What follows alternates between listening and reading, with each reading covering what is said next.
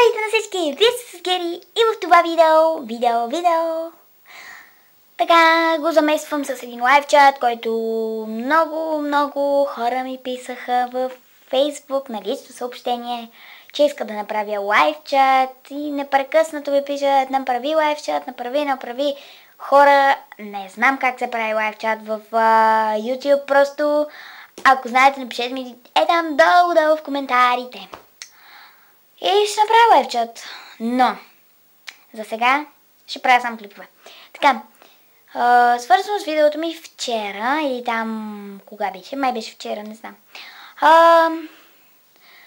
Много хора писаха в коментарите, не много хора, един човек ми писа в коментарите, че аз мога да рисувам много хубаво, а той не.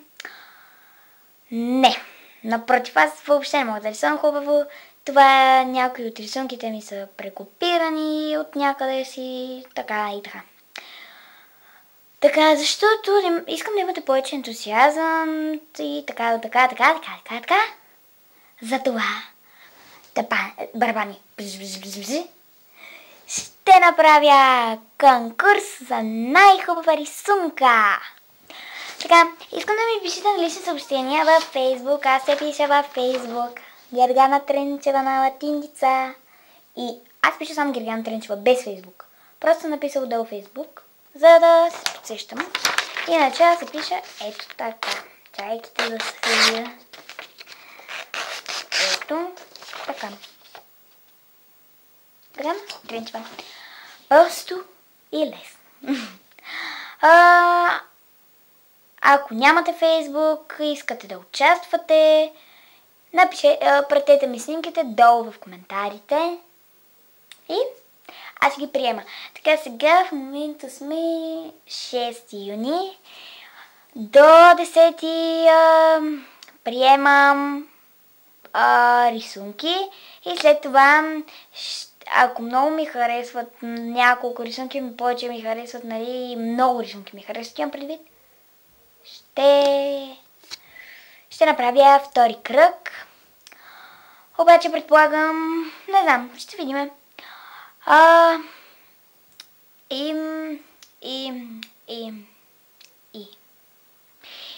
Утре, така, тъй като казах, че сме 6 юни, късметли сте тези, които са от 1 до 4 клас, защото сте до 31 май, аз съм до 15 юни, хора, и утре имам тест. Не тест, нямам тест, днес имах тест, вчера имах тест, така. Утре ще ме изписва в човекът и природата, какво ще правя, хора, стискайте ми палци, моля ви, стискайте ми палци, защото аз просто не знам какво ще правя. Ще уча, ще се сказвам от учене, но просто ми стискайте палци. Вашата подкрепа ще ми е от полза. И така, както казах, състезанието за рисунки до 10 и рисунките не е задължително да бъдат на Сойлуна. Може, обаче само не искам да бъдат от книга, имам предвид нарисувано нещо в книгата и вие да го отцветите. Не искам така, искам вие да го нарисувате. Никой няма да ви се смее, че не можете да рисувате, напротив, всеки може да рисува, просто всеки рисува по свой си начин. Да. Рисунките не е нужно да бъдат отцветени, може да бъде само графика и каквото искате може да бъде рисунката. Сега искам да ви покажа някои от моите любими неща. С изключение на телефона и таблета ми, естествено. Най-любимото ми нещо са ето тези бебчета. Кънките ми, да, познахте. Това са моите кънки на Сойлуна. Така, следващото ми любимо нещо е ето тази книга от точка до точка. Има 30 картини вътре. Да. И картинките са... Чакай да отворя.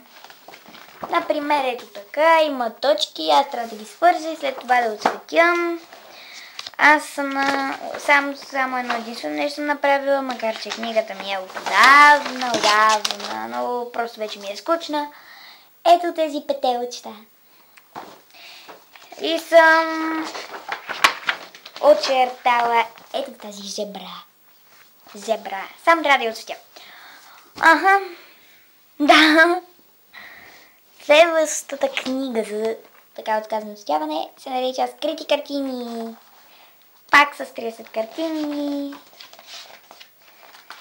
Сега ще ви покажа, значи книгата представлява ето такива някакви си неща с номерца на тях и отстрани има като легенда номерата и естествено какъв цвят отговаря всеки номер и аз отсветявам и се получава ето такава картина, например.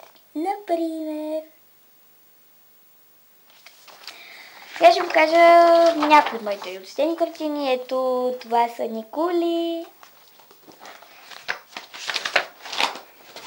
Тук съм започнала едни розички. Но не са довършени все още. Това трябва да се получи като 3D ефект, обаче това розовото точно не ми се получи на 3D ефект, това се бива. Това е едно от любимите ми, отнеми много време да го направя и мисля, че ефектът е много хубав. И ще покажа само още две черти. Това ми е най-любимото, този град. Все едно свети през тъмното, виж колко готино.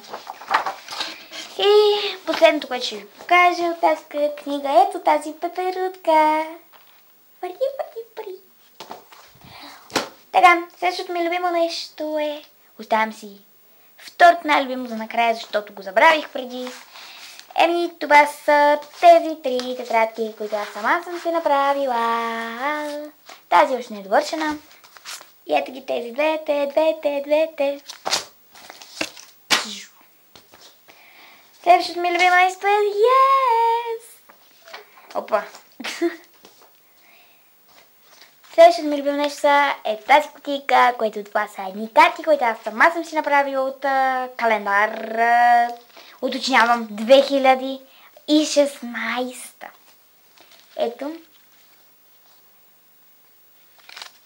Това са картите.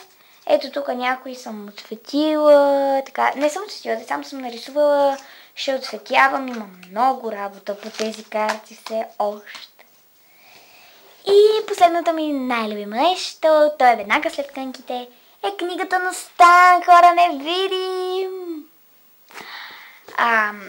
Както много пъти съм ви казвала, че Стан е любимия ми YouTube блогър. Или ютубър, не знам се та. Книгата му се казва Невидим. Хора, прочете си я, няма да съжалявате. Аз я бях оставила за вакансия да я чета, обаче не можах да се стърпя. Вече съм прочетала около 80 страници. И ето вижте. Аз съм от предварителните поръчки, които вече ми стече срока, но пише за Гери от Стан. Все още има дати за турнето на Стан. Затова гледайте клиповете му, за да разберете. Помня, че само на 10-ти Стан беше в Благоевград. Нито помня от колко часа, нито нищо. Аз знам защо ще отида.